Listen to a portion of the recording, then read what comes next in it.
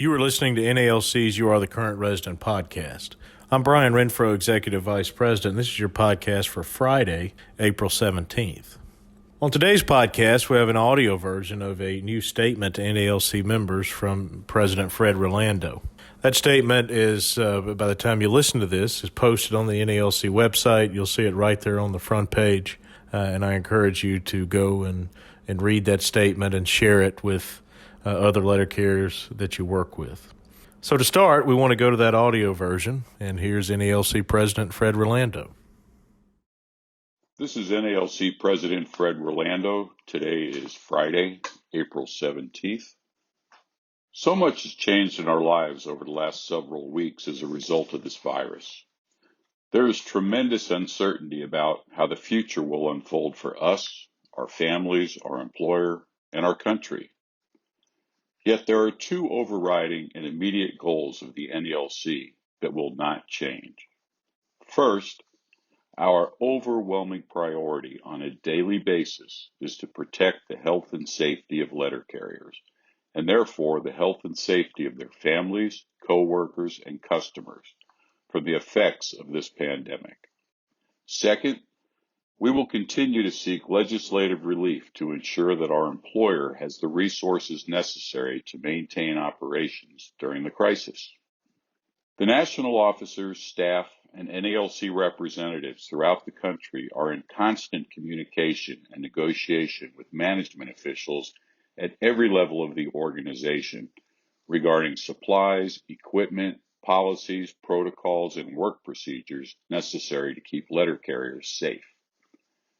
Please continue to contact us with any questions and to report offices that are not being sanitized on a regular basis, that do not have sufficient supplies, such as hand sanitizer, disinfectant wipes, masks, gloves, that are not following Centers for Disease Control and Prevention, CDC, protocols for employees to be quarantined, that have not implemented social distancing practices, that are not providing daily communication regarding stand-up talks, safety precautions, and instances of infection in the building, that expect employees to work without protection or in an unsanitized environment, or that have any other issues that put employees at increased risk. You should immediately contact your shop steward, branch officers, national business agent, or NALC headquarters at covid19@nalc.org. There's a lot of information related to the virus on the COVID-19 page under News and Research on the NALC website, such as my statements to the members regarding the pandemic, links to the podcast in which Executive Vice President Renfroe delivers regular updates on COVID-19, new memorandums of understanding in effect during the pandemic, all the mandatory stand-up talks which should be given in your office, information from the Centers for Disease Control and Prevention, and COVID-19 information from the Postal Service. Remember, if you have questions or issues in your facility related to COVID-19, and you don't have immediate access to a steward or branch officer, or unable to contact your NBA office, please contact NALC headquarters at covid19@nalc.org. Headquarters staff and national officers answer every question and address each issue sent to this email address. When using this resource, please be sure to include your name and NALC branch number in your email. Having this information up front allows NALC headquarters to quickly address your concerns. Some letter carriers have certain respiratory conditions that could make them more vulnerable to the effects of the virus. The Postal Service has recently committed to providing N95 face masks to such employees who request them. Please let us know if this becomes a problem. We have received many questions through covid19@nalc.org regarding the Families First Coronavirus Response Act, which became effective on April 1st, 2020.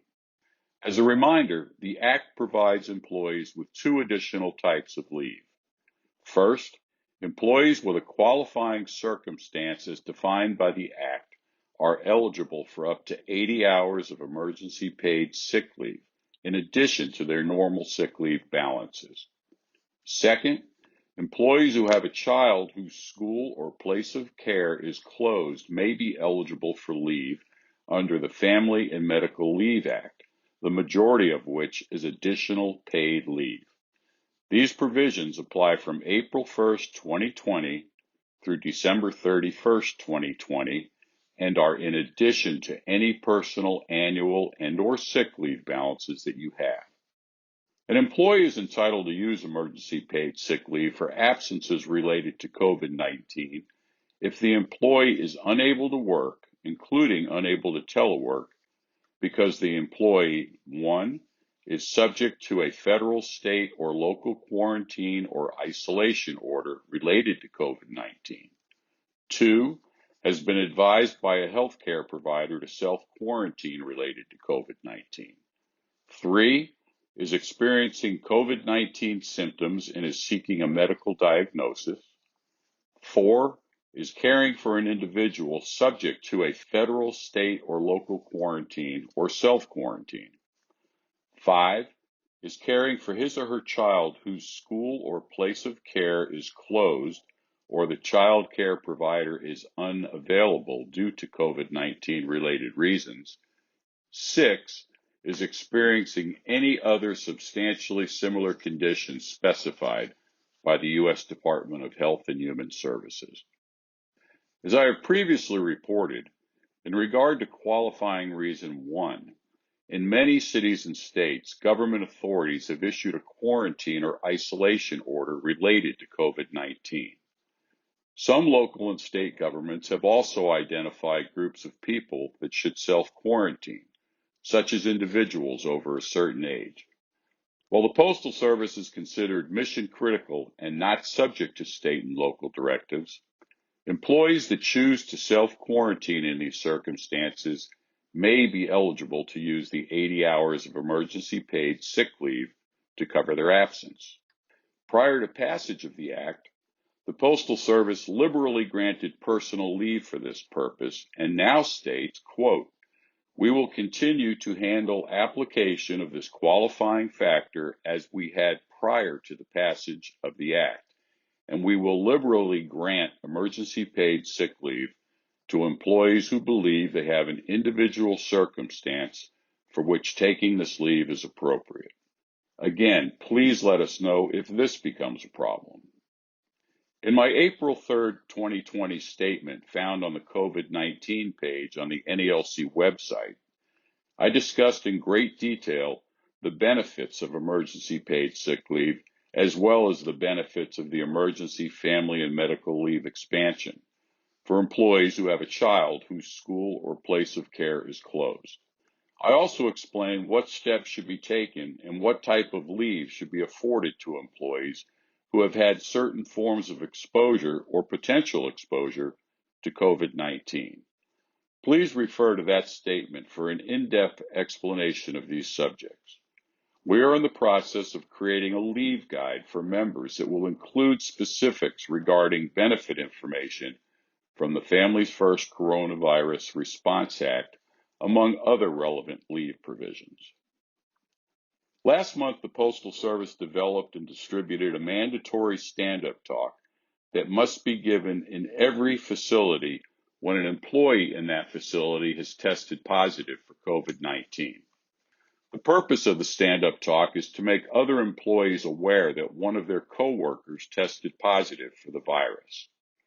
Under the Rehabilitation Act and the Privacy Act, specific employee medical information must be kept confidential and may only be shared in very limited circumstances.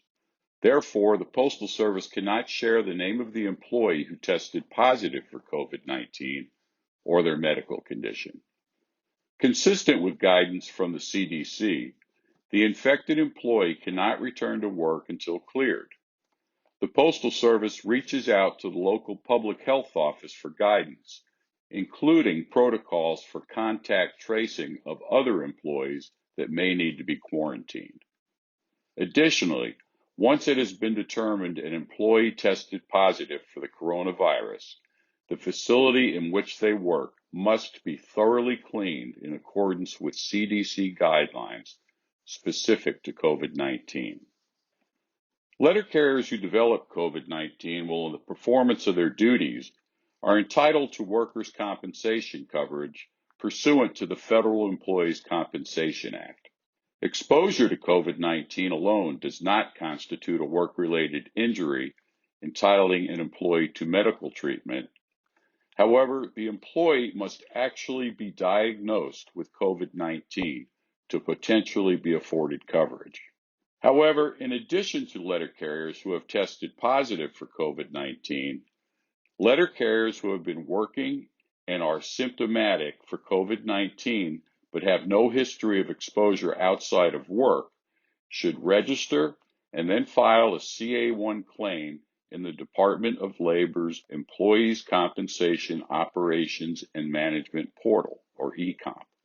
You should also contact your installation and request a CA16 authorization for examination and/or treatment, which will pay for your first 60 days of medical bills.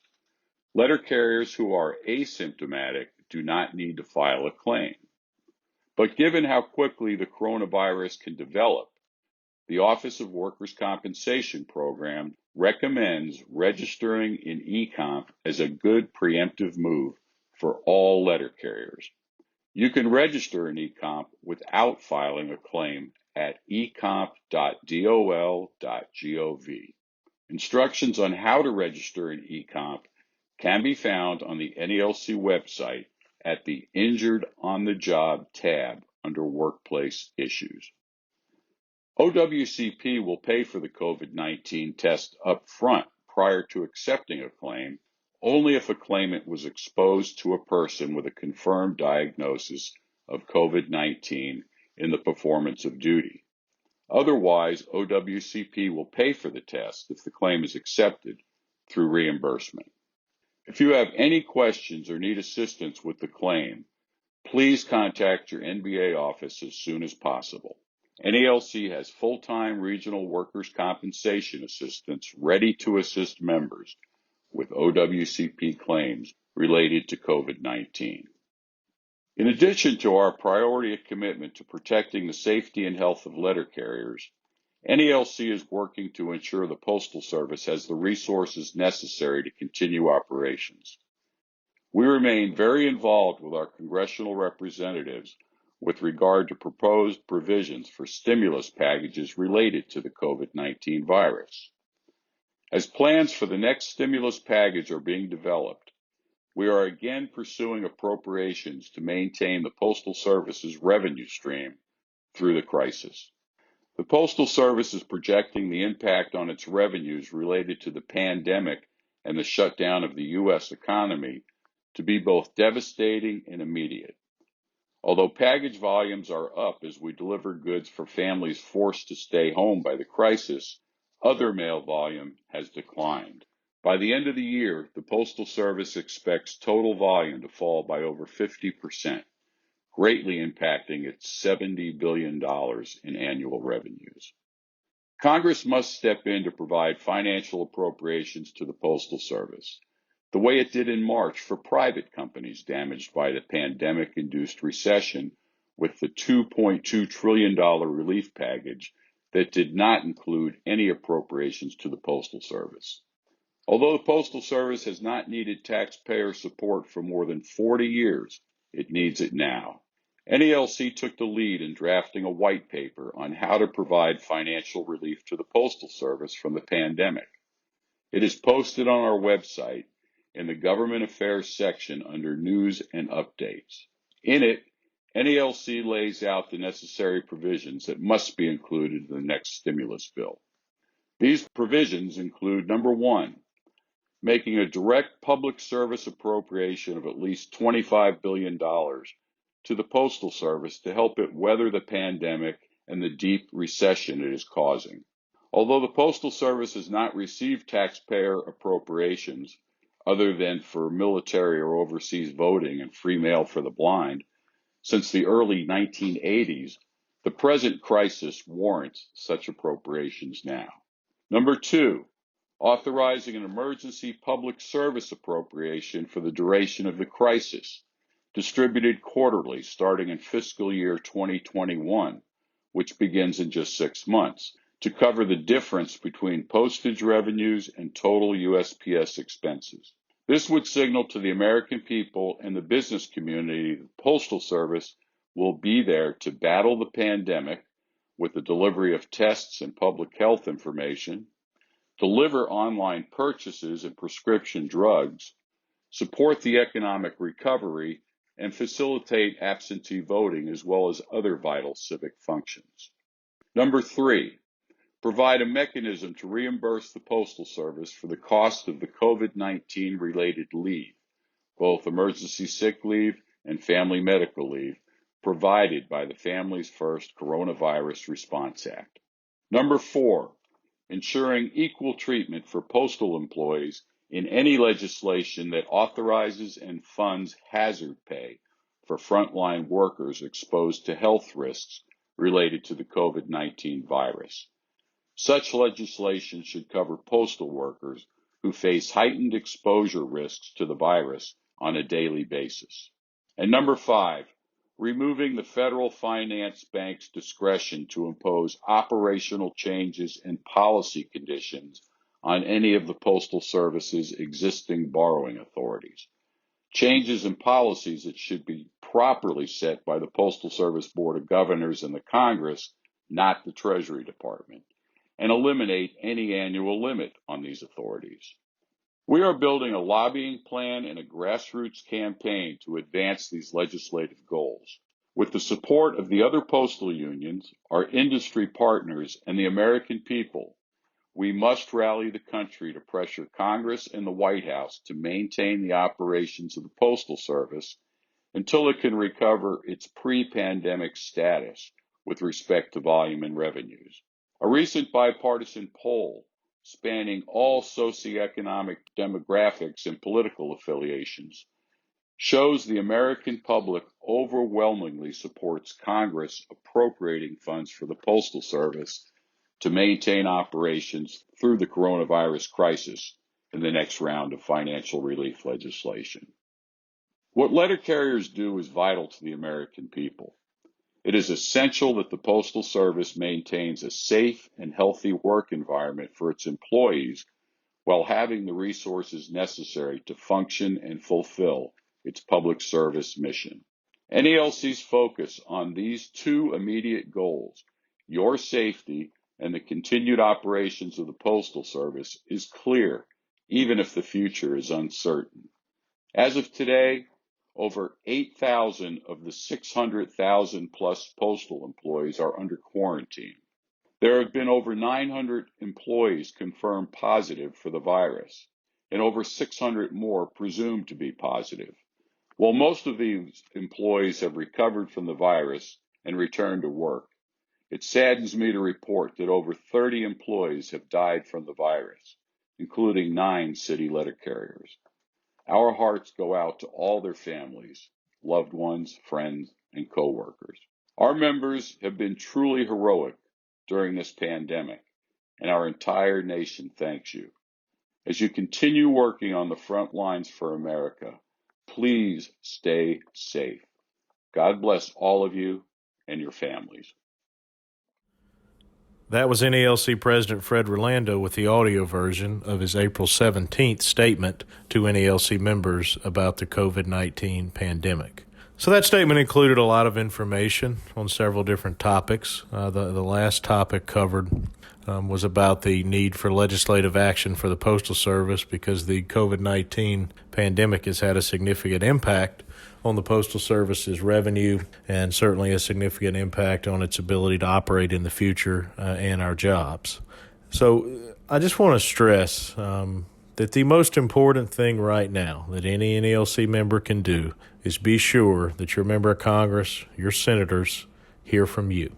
And that's a really easy thing to do. All you have to do is go to the website, nalc.org, or go to the NALC member app, which if you don't have that app, I strongly encourage you to go to the Google Play Store or the App Store if you have an Apple phone and search NALC member app. You'll find it there.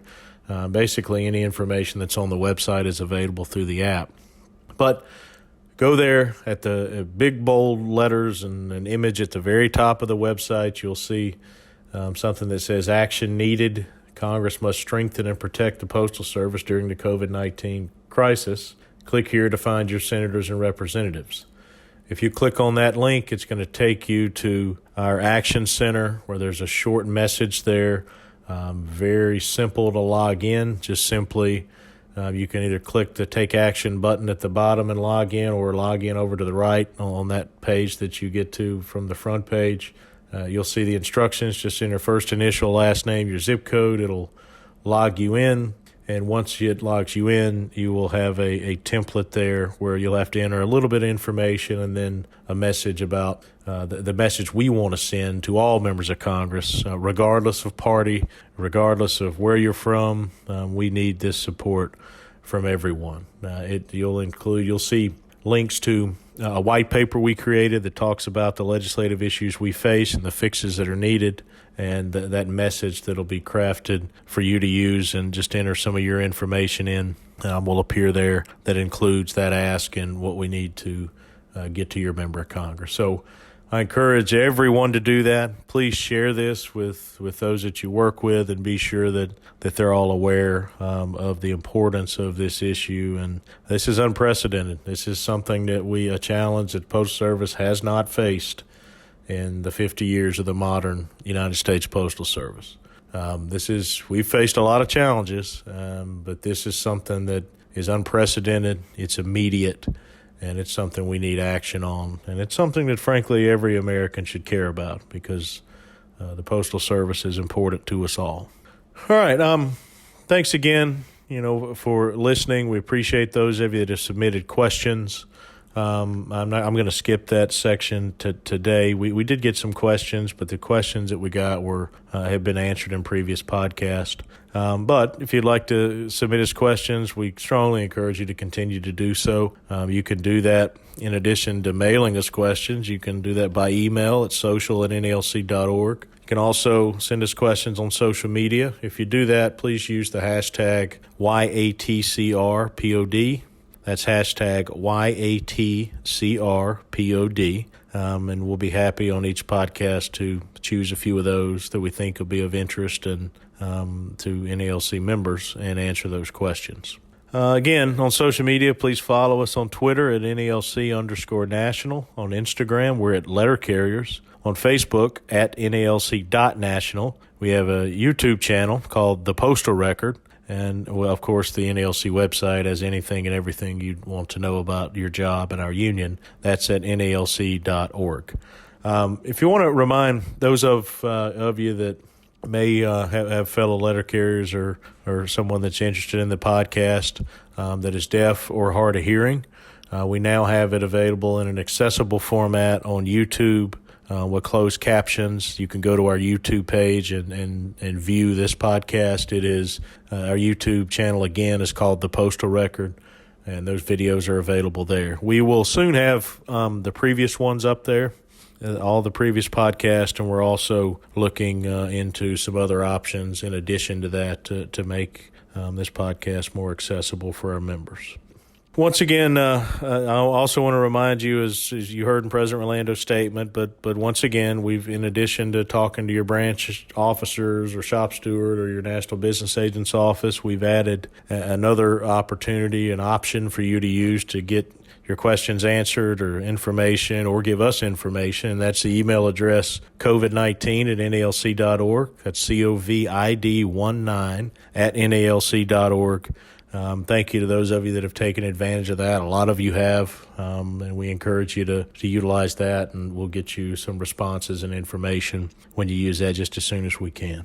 So thanks again to all the letter carriers out there for continuing to do what you do and serve the people of our country. I've said this before, but it still is 100% true and becomes more true every day. All letter carriers are heroes. You're out there on the front lines, and play a huge part in keeping our country moving during a very difficult time.